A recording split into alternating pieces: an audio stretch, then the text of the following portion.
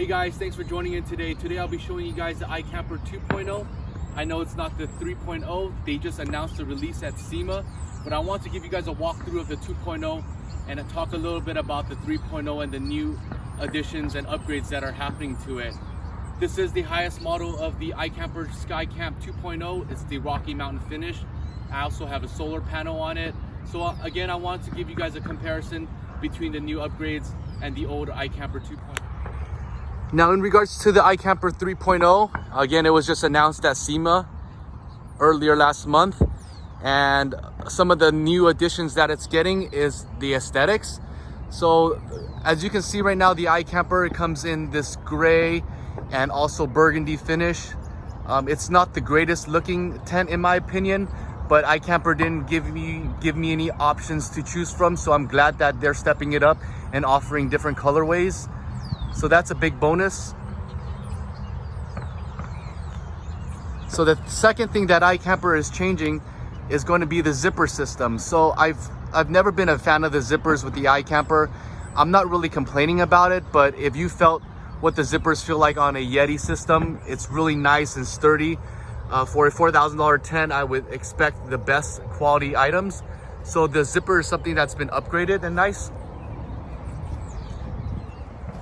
The third thing that iKamper is going to be doing is upgrading the windows. Currently it has a roll-up system where you can tie it up, but with the newer 3.0, it's going to have some type of a blind system where you can pull it up and down and it would open and release, and also you can still tie it back up for a full exposure to the outsides. Now the fourth thing that iKamper is doing is upgrading the mattress.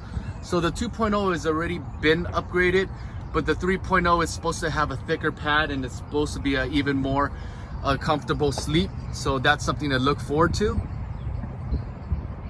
Now the fifth item that iKamper is also redoing is going to be the map. So they've redone the map to make it look a little bit better and more up to date. So that's something that's cool to look forward to.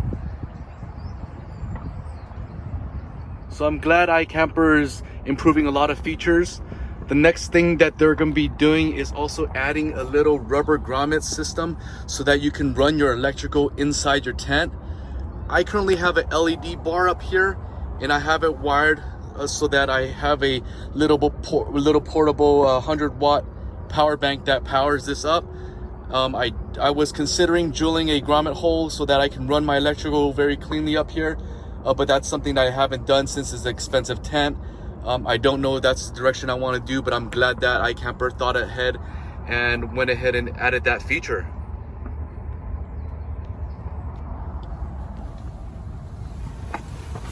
Now, the last and not least feature that iKamper is upgrading to is it is making this storage unit even more spacious. So one of the main reasons why I got the iKamper was the ability to keep your sleeping bags in the tent. The only problem is I can only keep my zero rated tent. I can't keep any additional bedding to it. So I'm glad iKamper went ahead and made the top even bigger so you can keep your pillows and everything else in there. It's really nice to not have to worry about keeping any of your sleeping equipment inside your vehicle, but rather on top of your tent. So that's a huge added bonus for me, and I think that's what makes the iKamper 3.0 superior.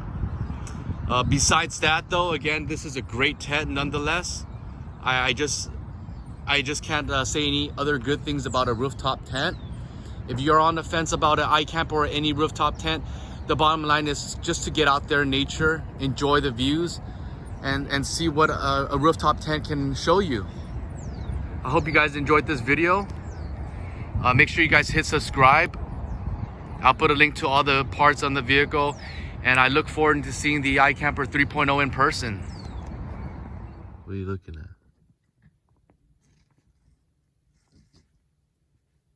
Review?